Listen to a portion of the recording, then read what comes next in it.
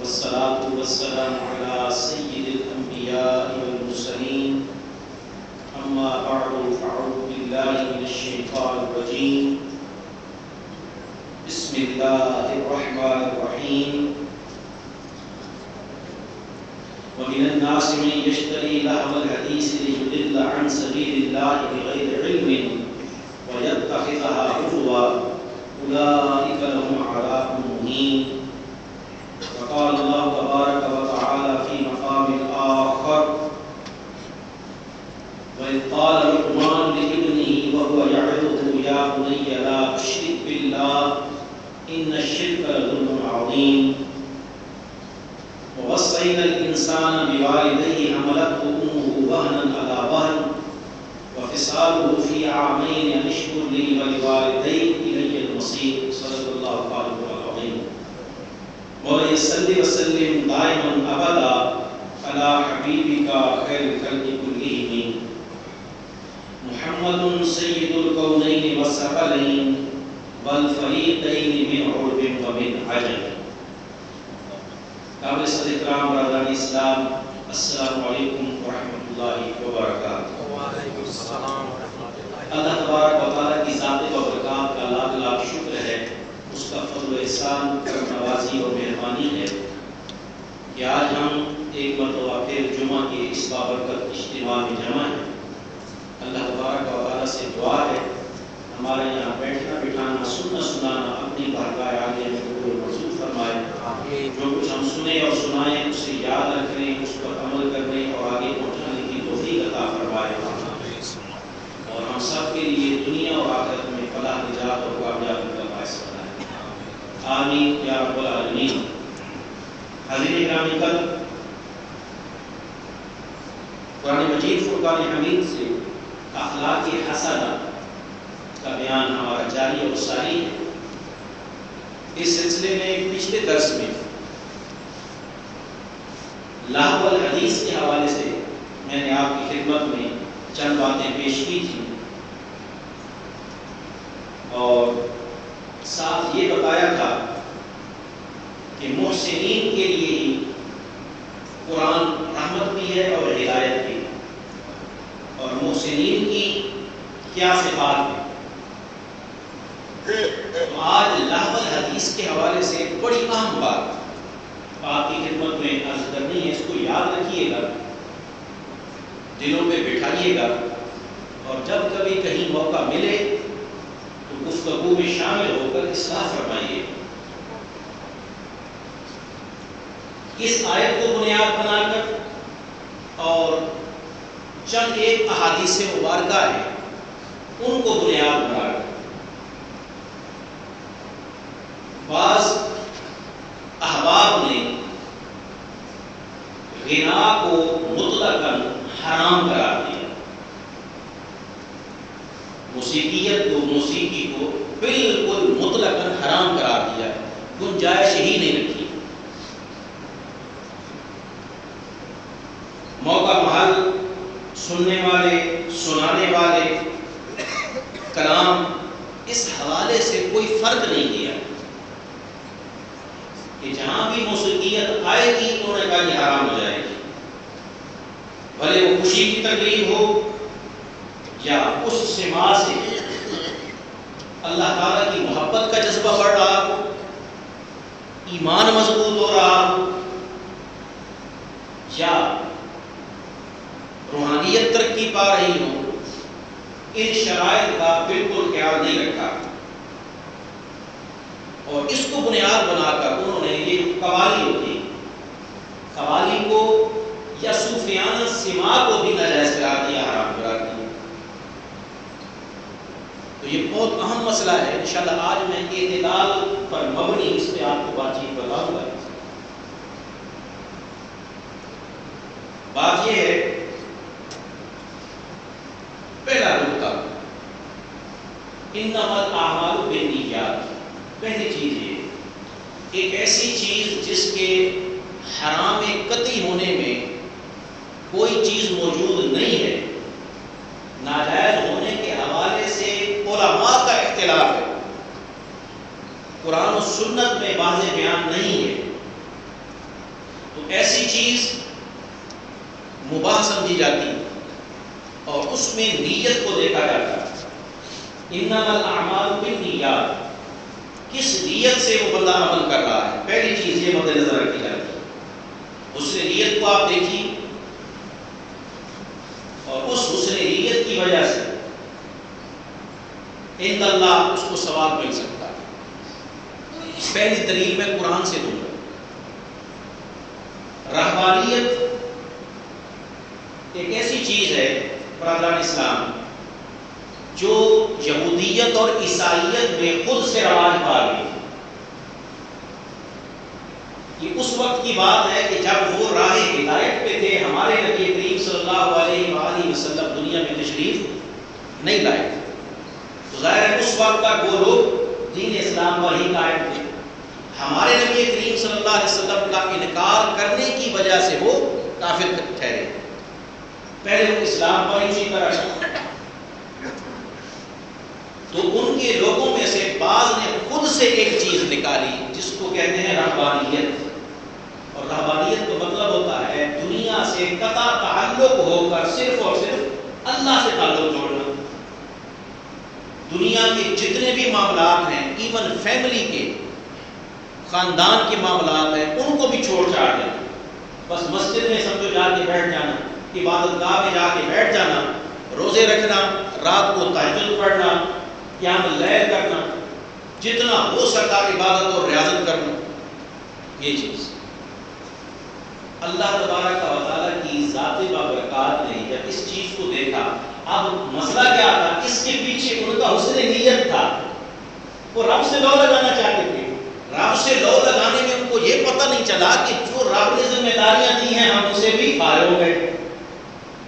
قرآن مجید فرقان حمید میں اللہ تعالیٰ نے ایسے لوگوں کی تعریف فرمائی. کہا کہ برہبانیت ابتدعوہا، وہ رہبانیت جو انہوں نے بدعت کے طور پہ نکال لی تھی. فما رعوہا حق رعایتہا، نکال لی لیکن اس کے اصول قوانین اتنے سخت تھے کہ اس پہ وہ پورے نہیں اتر سکے. تو رب تعالیٰ نے فرمایا جو حسن نیت کے ساتھ آئے تھے ہم نے ان کا اجر ادا کیا. قرآن مجید سے مثال، حدیث مبارکہ سے مثال. آپ صلی اللہ علیہ وسلم کی ذات بابرکات کے سامنے دو صحابہ کرام کی جماعتوں کا ایک مسئلہ پیش ہوا. مسئلہ کچھ یوں ہوا کہ صحابہ کرام میں سے چند ایک نے مسجد نبوی کے باہر قلعے لگائے، لکڑی کا قلعہ لے کے وہ زمین میں گاڑ دیا. نیت کیا تھی کہ بعد حضور صلی اللہ علیہ وسلم کی ذات بابرکات سے ملنے کے لیے دور دراز سے لوگ آتے ہیں، تو آس پاس کوئی ایسی جگہ نہیں کہ اپنے اونٹ کو یا گھوڑے کو وہاں باندھیں. تو وہ لگا دیے ہوئے چلے وہ سواری نہیں باندھ دیں گے، کہیں دور نہیں جانا پڑے گا. انہوں نے لگائے. دوسرے کوئی صحابہ آئے تو انہوں نے دیکھا، انہوں نے کہا وہ یہ تو کسی نے درمیان میں لگا دی، کسی کو ٹھوکر لگے گی اور گر جائے، وہ پھیر دی. اب دونوں کی نیت میں کوئی شک نہیں، اس سے نیت ہے دونوں کا. عمل الگ الگ ہو گیا، الٹ ہو گیا. سرکار دو عالم صلی اللہ علیہ وسلم کے سامنے مسئلہ پیش ہوا. جب آپ نے سنا تو آپ نے فرمایا تم دونوں حق پہ ہو، دونوں کو تمہاری نیت کا ثواب ملا. یہ حدیث مبارکہ سے دلیل. آپ کسی بھی بنیاد کر کے آپ دیکھیں، آپ مسجد میں بیٹھے ہیں، کوئی گھبرانے کی ضرورت نہیں ہے. آپ مجھے کہہ سکتے ہیں کہ اگر میں غلط ہوں بالکل آپ روک سکتے ہیں. ہماری تو تعلیم یہی. کیا ایک آدمی جو قوالی سنتا ہے اس کی نیت میں معاذ اللہ فحاشی اور بیانی ہوتی، اس کے ذہن میں یہ تصور ہوتا ہے کسی گندی عورت کا تصور ہوتا ہے، یا کوئی فلم کا تصور ہوتا ہے، یا کوئی ڈرامے کا، یا ایک اللہ کے نیک بندے کا تصور آتا ہے، روحانیت کا تصور آتا ہے. اب رات ہی قوالی سن رہے تھے ہم، تاجدار حرم ہو نگاہ کرم. اب اس سے کس کا تصور آئے گا؟ آپ کو سرکار دو عالم صلی اللہ علیہ وسلم کا تصور آئے گا. آپ کا دھیان غنا کی طرف جائے گا ہی نہیں. تصور کس کی طرف جائے گا؟ قوت اللہ کی طرف جائے گا. تاجدار حرم ہو نگاہ کرم، ہم فقیروں کے بھی دن سنور جائیں گے. جب ادھر دھیان جائے گا، سرکار غوث اعظم نظر کرم گزارا، اللہ کے ولی کی طرف دھیان دیا، تو خدا را ان چیز میں اعتدال کی ضرورت ہے. اب میں آج کے دور کے علماء کا نہیں، قرون اولیٰ کے جو علماء گزر گئے ان کے موقف کے حوالے سے، جن کو حضرت پیر کرم شاہ صاحب رحمۃ اللہ تعالیٰ علیہ نظام قرآن میں بیان کیا، وہ مختصر میں بیان کرتا ہوں۔ اگر آپ نے اس پہ مکمل پڑھنا ہو تو باقاعدہ ایک کتاب ملتی ہے، قوالی ایک نفیس تحقیق، اور وہ استاد المتکلمین حضرت علامہ عطا محمد بغیالی رحمۃ اللہ تعالیٰ علیہ، بہت بڑے عالم دین گزرے ہیں، ان کی لکھی ہوئی ہے، وہ پاکستان سے اردو زبان میں چھپی ہوئی مل جاتی ہے، وہ آپ لے سکتے ہیں۔ اب آپ سنیے، علماء محققین میں سے علامہ قرطبی رحمۃ اللہ تعالیٰ علیہ، تفسیر قرطبی بڑی مشہور تفسیر ہے، وہ کیا لیتے ہیں کہ میں ان کا کلام من و ان آپ کو پڑھ کے سنا رہا ہوں۔ کہتے ہیں جو گناہ حرام ہے، یعنی جو موسیقیت حرام ہے، اس سے مراد وہ ہے جو نفس کو حرکت دیتا ہے، ایسا گناہ جو نفس کو حرکت دیتا ہے، نفس کو ہوا و ہوس پہ ابھارتا ہے، فسق و فجور پر برانگیختہ کرتا ہے۔ اس قسم کا گناہ جس میں عورتوں کے حسن و جمال کا بیان ہو، جس میں شراب اور دیگر محرمات کی تعریف کی گئی ہو، اس کے حرام ہونے میں کسی کو اختلاف نہیں ہے، کسی کو اختلاف نہیں ہے، کوئی بندہ اختلاف نہیں کر سکتا۔ بالاتفاق یہ قابل مذمت ہے، لیکن ایسا گناہ جو اس قسم کی ساری قباحتوں سے بالکل پاک ہو، اس کا کچھ دیر کے لیے، قلیل وقت کے لیے، کسی خوشی کے موقع پر سننا جائز ہے۔ اب وہ مثال دیتے ہیں خوشی کا موقع کون سا ہے، مثلا شادی کے موقع پر یا عید کے موقع پر، یا ایسا کام جو مشقت طلب ہو، اس میں جوش دلانے کے لیے بھی ایسا گناہ جائز ہے۔ اور اس کی میں مثال آپ کو دیتا ہوں جنگ سے۔ جنگ میں گناہ جو کیا جاتا ہے، جس کو ہم رجز کہتے ہیں، اردو میں ان کو کہہ دیتے ہیں جنگی ترانے۔ تو جتنے جنگی ترانے ہیں یہ سارے کے سارے دور نبوی صلی اللہ علیہ وسلم میں بھی موجود تھے۔ ابھارتے تھے مجاہدین کو، لڑنے والوں کو، کفار اپنے طریقے سے کرتے تھے، مسلمان اپنے طریقے سے کرتے تھے۔ آگے چلیے، علامہ پانی پتی رحمۃ اللہ تعالیٰ ہے، قرون اولیٰ کے پرانے دور کے، وہ کیا فرماتے ہیں؟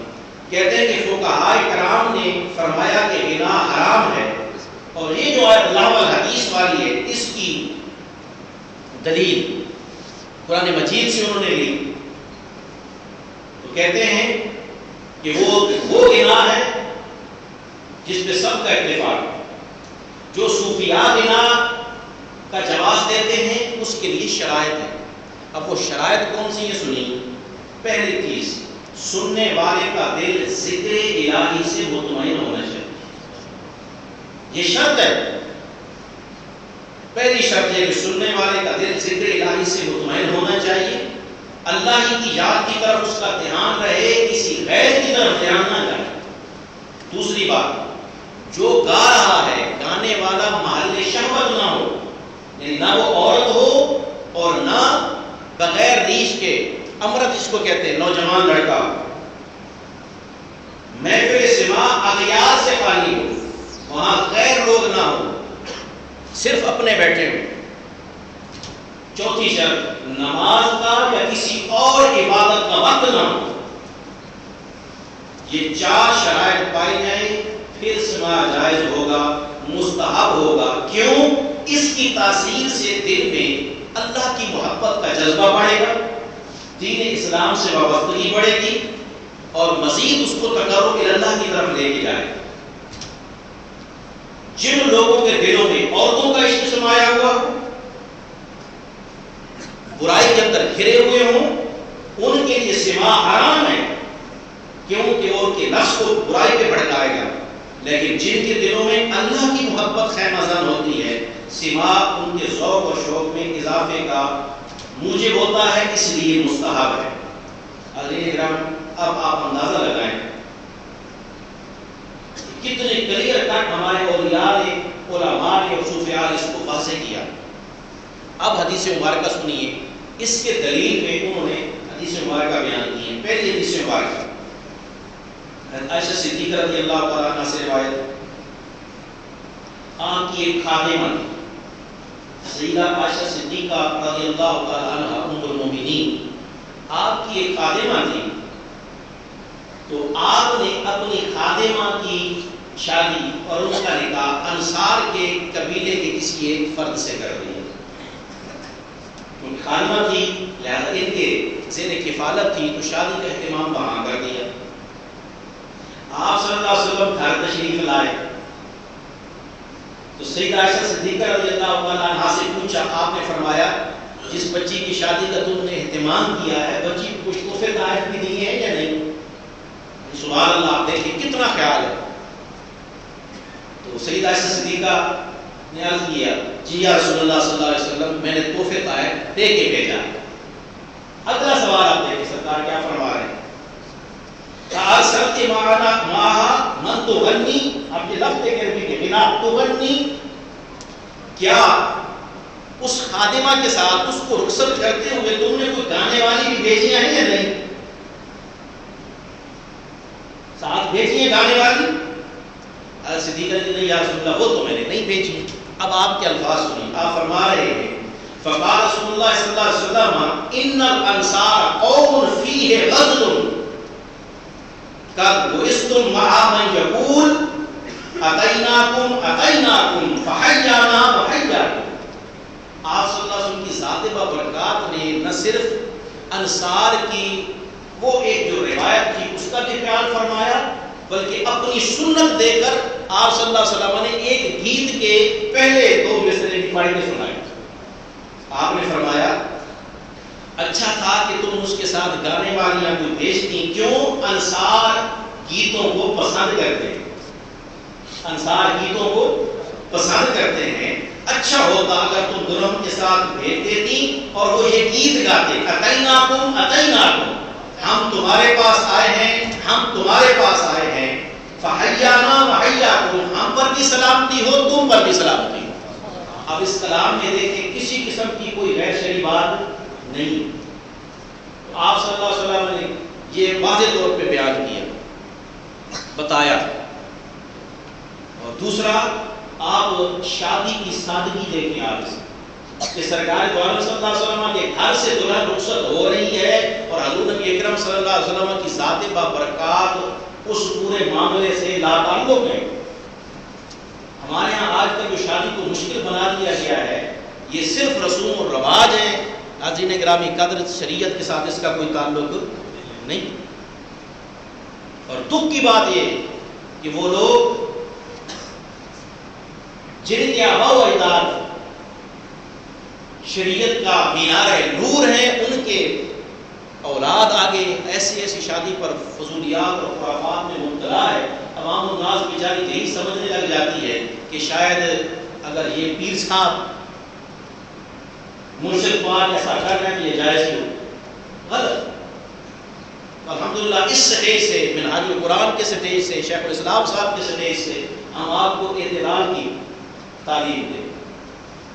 راستے میں برادر ناصر محمود صاحب کو بتا رہا تھا کہ دو بیٹے شیخ الاسلام صاحب کو ان کی شادی ہوئی، ہم نے دیکھی ہے آنکھوں کے سامنے اور اس کی ویڈیو بھی موجود ہے، آپ دیکھیں۔ سادہ طریقے سے نکاح پڑھا کے رخصتی کر دی گئی، دوسرے دن ولیمہ ہوا، جتنے دوست احباب تھے سب کو بلایا گیا، تلاوت نعت، اور اس کے بعد ایک سیرا پڑھا گیا۔ پیر نصیر الدین نصیر رحمۃ اللہ تعالیٰ نے خود خواہش کی کہ میں سیرا پڑھتا ہوں، سیرا پڑھا، اس کے بعد مہمانوں کو دعا کرا کے کھانا کھلایا گیا، ہر کوئی اپنے اپنے گھروں کو واپس چلا گیا، کوئی اضافی چیز نہیں۔ اس لیے اس کا خصوصی خیال رکھا کریں برادران اسلام۔ آپ اپنے گھر میں یہ کر سکتے ہیں، اس کو رواج دیں، آپ یقین کریں سنت پہ چلیں گے بہت ساری مشکلات سے آپ کو نجات مل جائے، پریشانیوں سے نجات مل جائے۔ تو آپ صلی اللہ علیہ وسلم کی ذات بابرکات، ایک یہ دلیل، شادی کے موقع پر شادی سے متعلقہ گیت گانا جس سے شادی کی خوشی کا اظہار ہو مباح ہے، اس میں کوئی خرابی نہیں۔ یہ میں مباح اور جائز کہہ رہا ہوں، تو فرض سمجھ کے کرنا شروع نہ کر دیں۔ مطلب یہ کریں گے تو ٹھیک ہے، نہیں کریں گے تو پرابلم نہیں، اگر کریں گے تو گناہ میں نہیں پڑیں گے، نہیں کریں گے تو بھی گناہ میں نہیں پڑیں گے۔ فتنے کا اندیشہ ہو خرابی کا اندیشہ ہو، جیسے آج کل اللہ معاف کرے الا ماشاء اللہ شادی میں ہوتا ہے اختلاط ہوتا ہے مرد و زن کا، جوان بچے جوان بچیاں مل کے ناچ رہے ہوتے ہیں، معاذ اللہ معاذ اللہ معاذ اللہ، وہ حرام ہے، اس سے کوئی وہ جواز نہ لے۔ دوسری حدیث مبارکہ آپ سنیے، یہ شادی کا آ گیا، اب عید کا دن تھا، حضور نبی اکرم صلی اللہ علیہ وسلم سیدہ عائشہ صدیقہ رضی اللہ تعالیٰ عنہا کے ہاں چارپائی پر آرام فرما رہے ہیں، چادر اوڑھے، اور آپ صلی اللہ علیہ وسلم کی ذات و برکات کے گھر میں دو بچیاں بیٹھ کے تف بجا رہی ہیں اور ساتھ اشعار پڑھ رہی ہیں، گیت گا رہی ہیں۔ اچانک سیدنا صدیق اکبر تشریف لائے، جب اندر داخل ہوئے دیکھا کہ سرکار آرام فرما رہے ہیں اور بچیاں گیت گا رہی ہیں، انہوں نے ان کو ڈانٹا، یہ کیا کر رہی ہیں؟ تو صحیح ڈانٹا کہ حضور صلی اللہ علیہ وسلم آرام فرما رہے ہیں اور تم ادھر سے تف بجا رہی ہیں، شور کر رہی ہیں، تو آرام مبارک میں خلل پڑے گا۔ تو آپ صلی اللہ علیہ وسلم ویسے لیٹے ہوئے تھے، آرام نہیں فرما رہے تھے، جس کو کہتے ہیں بس ریلیکس ہونے کے لیے بندہ لیٹ جاتا ہے، سوتا نہیں ہے، ویسے کمر سیدھی کرتا ہے۔ تو آپ صلی اللہ علیہ وسلم رخ انور سے ایک چادر مبارک ہٹا دی اور الفاظ دیکھی، کتنے پیارے الفاظ ارشاد فرمائے۔ آپ نے فرمایا دعهما یا ابا بکر فانها ایام عید، بخاری کی روایات ہے۔ آپ نے فرمایا ان لکل قوم عید وهذا عیدنا، اے ابو بکر ان کو چھوڑو، گانے دو، جو بھی گا رہی ہیں پڑھنے دو، اس لیے کہ آج عید کا دن ہے، ہر قوم کی ایک عید ہوتی ہے، ہماری بھی عید ہے، عید کا دن ہے، تو بچیوں کو گانے دو، کوئی بات۔ اب اس سے یہ ثابت ہوا کہ مخصوص ایام مخصوص وقت کے لیے، 24 گھنٹے اور ہر وقت کے لیے بھی نہیں۔ اور آخری روایت حدیث مبارکہ وہ بھی سیدنا عائشہ صدیقہ رضی اللہ تعالیٰ عنہا سے روایت ہے، وہ فرماتی ہے کہ آپ صلی اللہ علیہ وسلم جب مدینہ طیبہ تشریف لائے تو جعل النساء والولائد والصبیان یقولن، عورتیں بچے اور بچیاں تینوں یہ آپ صلی اللہ علیہ وسلم کے استقبال کے وقت کہہ رہے تھے طلع البدر علینا من ثنیات الوداع وجب الشکر علینا ما دعا للہ داعی ایھا المبعوث فینا جئت بالامر المطاع۔ یہ پورا کا پورا جو کلام ہے سرکار دو عالم صلی اللہ علیہ وسلم کا استقبال والا، تو آپ کو نیٹ پہ بھی مل جائے گا، کتابوں میں بھی مل جائے گا۔ وہ کہہ رہی تھیں بچیاں بچے عورتیں مل کے گیت گا رہے تھے، بلا کی گھاٹیوں سے ہم پر چاند طلوع ہوا، جب تک کوئی اللہ کی یاد کرنے والا باقی رہا اس وقت تک اس نعمت کا شکر ادا کرنا ہم پر واجب ہے۔ اے نبی مکرم صلی اللہ علیہ وسلم مبعوث ہو کر ہمارے پاس تشریف لانے والے، آپ ایسے حکم کے ساتھ آئے کہ جس پر ہماری اطاعت واجب ہو جائے۔ یہ احادیث اس کے علاوہ اور متعدد موجود ہیں، میں نے کہا کہ میں تفصیلاً بیان نہیں کروں گا۔ یہ بیان کرنے کے بعد حضرت علامہ قاضی ثناء اللہ پانی پتی رحمۃ اللہ تعالی تفسیر مظہری ان کی کتاب ہے، کسی آیت کے تحت میں نے آپ کو بتا دی، کوئی دوست پڑھنا چاہے مطالعہ کے لیے پڑھ سکتا ہے۔ وہ کہتے ہیں ان احادیث سے یہ بات واضح ہو گئی کہ صرف وہ غنا حرام ہے جو فسق اور فجور کا باعث بنے، اللہ اور اس کے رسول کے ذکر سے غافل کر دے، اور جو ایسا غنا نہیں وہ حرام نہیں ہے۔ آپ صلی اللہ علیہ وسلم کی ذات و برکات سے جو ثابت نہیں ہے، ظاہر ہے اس کا کوئی جواب نہیں بنا سکتا۔ اچھا، بعض آپ حیران ہوں کہ صوفیاء ہی میں ایک سلسلہ ہے جن کو ہم سلسلہ نقش بندیہ کہتے ہیں، قادری، چشتی، سہروردی، نقش بندی، یہ 4 طریقت کے بڑے مشہور جو ہے وہ سلسلے ہیں۔ ان میں سے جو سلسلہ نقش بندیہ ہے وہ سما کو یا قوالی کو جائز نہیں سمجھتا، ان میں بھی ایک سلسلہ موجود ہے، تو یہ آپ کی طبیعت پہ ہے۔ خواجہ معین الدین چشتی اجمیری رحمۃ اللہ تعالی کی ذات جب تشریف لائے، حضرت امیر خسرو رحمۃ اللہ تعالی، وہ لوگ تھے، وہ پورا ماحول ہی سارے کا سارا ہندوؤں کا تھا، اور آپ کو پتہ ہے ہندو اور موسیقی دونوں لازم و ملزوم ہیں، ان کے پورے مذہب کی بنیاد ہی آپ دیکھیں کہ موسیقیت پر ہے۔ جو انڈیا والے دوست ہیں ان کو زیادہ تجربہ ہوگا، مجھ سے زیادہ تجربہ ہوگا، مجھے اتنا تجربہ نہیں تھا، لیکن مسکر سکول میں ٹرانسفر ہونے سے تجربہ میرا بھی بڑھ گیا ہے۔ مسکر سکول جس جگہ پہ واقع ہے اس کے بازو میں ہی مندر ہے، مندر کے ساتھ ہی آگے چرچ ہے، 3 مذہب ہم اکٹھے رہتے ہیں، یہ عمان کا ہی حسن ہے. تو صبح ہماری اسمبلی ہو رہی ہے، ادھر بھجن گائے جا رہے ہوتے ہیں، آواز آتی ہے ادھر سے، باقاعدہ طور پہ موسیقی کی ساری آواز سکول میں ہمیں سنائی دے رہی ہے. یعنی وہ صبح اپنے عقیدے کے مطابق رام کو، بھگوان کو وہ راضی جو کر رہے ہوتے ہیں، وہاں بھی موسیقی ہے ان کے.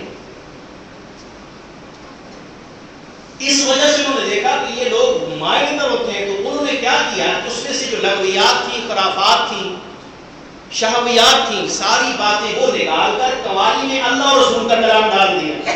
اس سے یہ ہوا کہ وہ اٹریکٹ ہو گئے.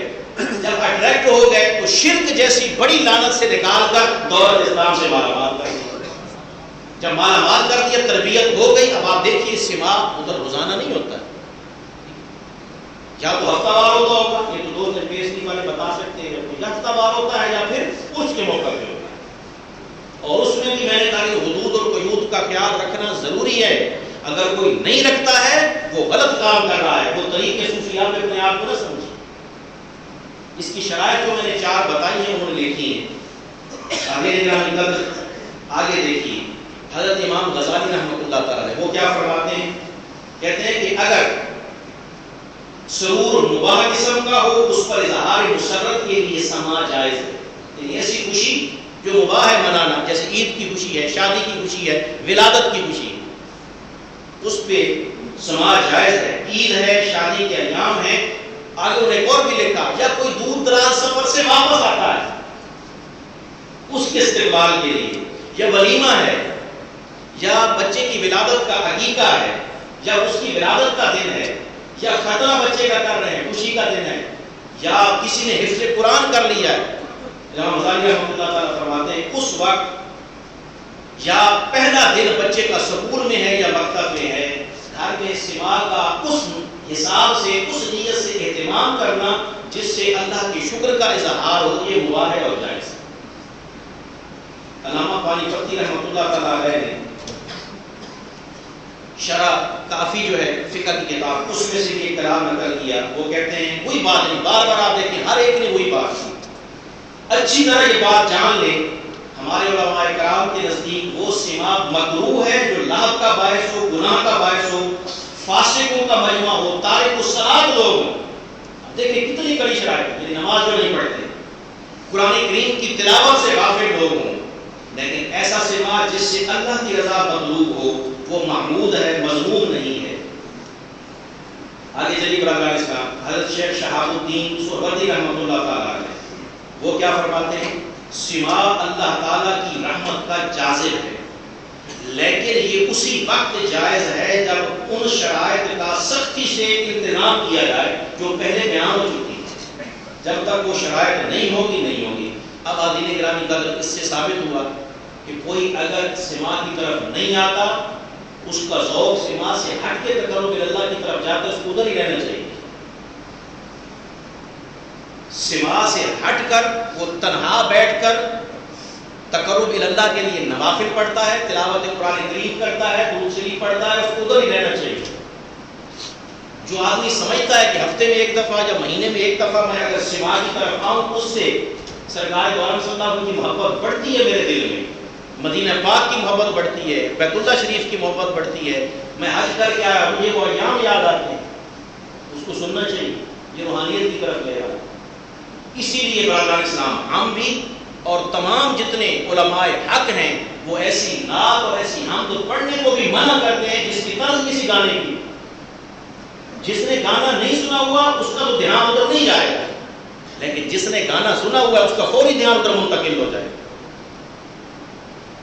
اور اسی لیے لفظ کے ساتھ نعت پڑھنے میں بھی لمیٹڈ اجازت کو دیتے ہیں کہ صرف جواز ہے، بس مختصر لمیٹڈ پڑھ لیا کرو، اس کے علاوہ بغیر اس کے کرو. حاضرین گرامی قدر، جب تک یہ سارے حدود و قیود کا آپ خیال نہیں کرتے، یہ چیز عوام الناس کو بتانے کی ضرورت ہے، ان کو ایجوکیٹ کرنے کی ضرورت ہے. تو لاہور حدیث، اب ایک اور میں بڑی پتے کی بات، اللہ تعالیٰ جزائے خیر دے ہمارے مفتی صاحب مفتی عبدالقیوم حلانی متزدہ ہوا گئے، ان کے پاس جب یہ ان کا فتویٰ انٹرنیٹ پہ موجود ہے قوالی اور سما کے حوالے سے، کوئی دوست چاہے تو میں وہاں سے ڈاؤن لوڈ کر کے آپ کو میل کر سکتا ہوں، واٹس ایپ کر سکتا ہوں. انہوں نے بڑی پتے کی ایک بات کی، دو فتوے ان کے کمال ہیں، ایک تصویر والا اور ایک قوالی کی سماع کے حوالے سے۔ انہوں نے کہا بات ساز کی یا مزامیر کی نہیں ہے، بات اصل ہے کلام کی۔ ایک ایسا کلام انہوں نے کہا کہ بھلے وہ نثر میں ہے، ایک کتاب آپ پڑھ رہے ہیں اور کتاب پڑھتے ہوئے نہ کوئی ڈھول بج رہا ہے ساتھ، نہ کوئی ہارمونیم ہے، کچھ بھی نہیں ہے، لیکن اس کتاب کے پڑھنے سے آپ کے اندر صفری جذبات ابھر رہے ہیں۔ یعنی کتاب جو ہے وہ شہوات ایک انسانی کو بڑھانے والی ہے، وہ کتاب پڑھنا حرام ہے۔ انہوں نے کیوں؟ اس میں یہ چیز ہوگا، بھلے اس میں غنا نہیں ہے، بھلے اس کے ساتھ ڈھول باجا کچھ بھی نہیں ہے، لیکن آپ کتاب پڑھ رہے ہیں، فحاشی اور رونانی پر مبنی اس کے اندر چیزیں لکھی ہوئی ہیں، آپ کے جذبات بھڑکا دے گی، حرام ہو گئی۔ اسی طرح ایسا غنا کہ جس کو سننے سے آپ کے اندر وہ جذبات نہیں آ رہے بلکہ محبت الہی بڑھ رہی ہے، وہ خود بخود مباح ہو جائے گی۔ تو حلال و حرام میں بیس یہ ہے، نیت کا بھی اعتبار اور پھر طبیعت کا بھی اعتبار۔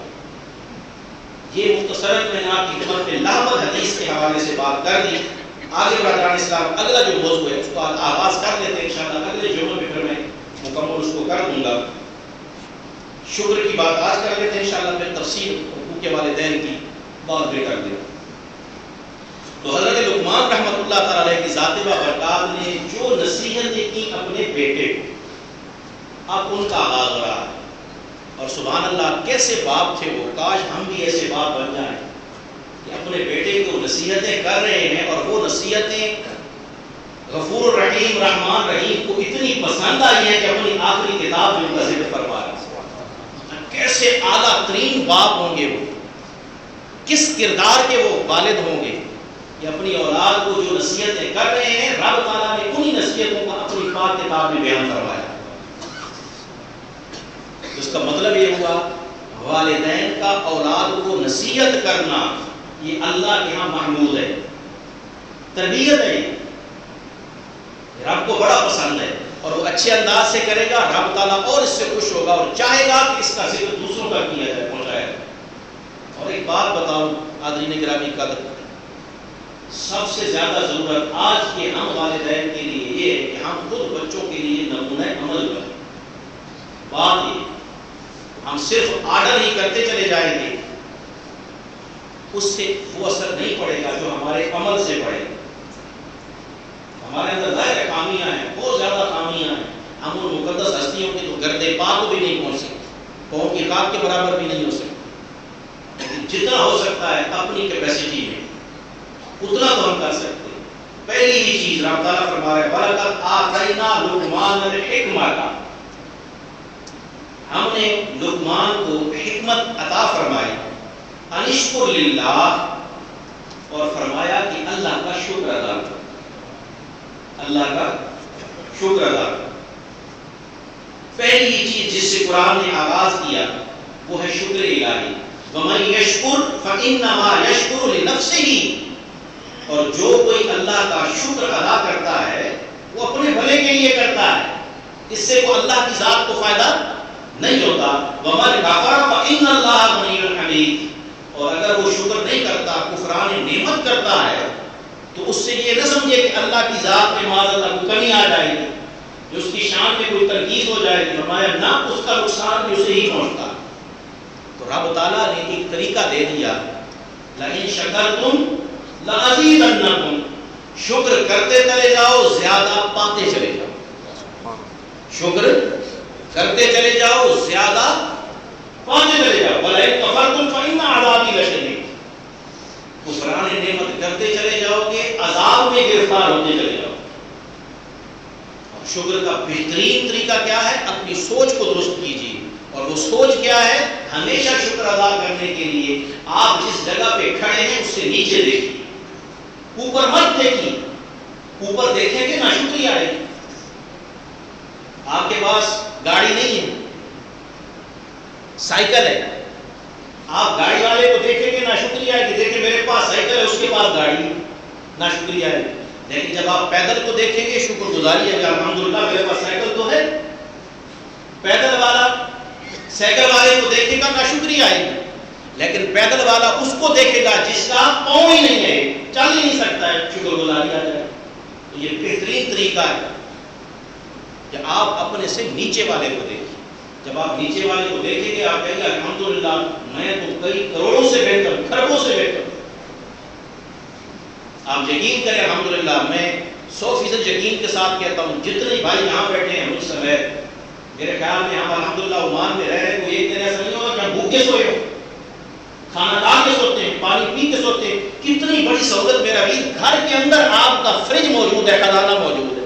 جب چاہو ٹھنڈا نکال کے پیو، جب چاہو ٹھنڈا نکال کے گرم کر کے کھاؤ، آپ کے بالکل سامنے. پیسے آپ کی جیب میں موجود ہے، جب چاہے جہاں سے چاہے لے. کوئی سڑک پہ نہیں سوتا ہے، پھٹے پرانے کپڑے نہیں پہنتا ہے، ایسی بات نہیں. الحمدللہ اللہ کا لاکھ لاکھ شکر ہے. رب تعالیٰ کی شکر گزاری کی طرف آنے کا بہترین طریقہ یہ.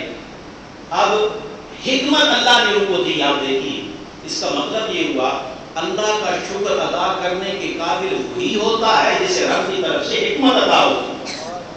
مطلب عقل مند وہی ہے جو رب کا شکر ادا کرتا ہے، یا پھر رب کا شکر وہی ادا کرتا ہے جس کو اللہ نے عقل مند بنایا. ایک ہی اس آیت سے یعنی واضح طور پہ. اور حضرت ابن عباس رضی اللہ تعالیٰ عنہما وہ فرماتے حکمت سے مراد اچھا کام کرنا ہے، اور اللہ تعالیٰ نے جتنی بھی مخلوقات کو موجود کیا ہے اس کا علم ہے. اور امام راضی فرماتے ہیں علم کے مطابق عمل کرنے کی توفیق کا نام حکمت ہے. جتنا آپ کو اللہ نے علم دیا ہے اس کے مطابق عمل کریں گے، یہ کیا بن جائے گا؟ حکمت بن جائے گی. حاضرین گرامی قدر، شکر اظہار نعمت کو کہتے ہیں. اللہ تعالیٰ کی بارگاہ میں جو نعمتیں آپ کو ملی اس کا اظہار کرنا چاہیے، دوسرے کو بتانا چاہیے. یہ انشاءاللہ اس موضوع سے پھر یہاں سے آگے اگلے جمعہ المبارک پر بات چیت شروع کریں گے. اللہ تعالیٰ سے میں دعا کرتا ہوں جو کچھ پڑھا پڑھایا سنا سنایا یاد رکھنے عمل کرنے اور آگے پہنچانے کی توفیق عطا فرمائے. اس میں کہیں کوئی غلطی ہو گئی نہ دانستہ، اللہ تعالیٰ ہم سب کو معاف فرمائے. وآخر دعوانا الحمد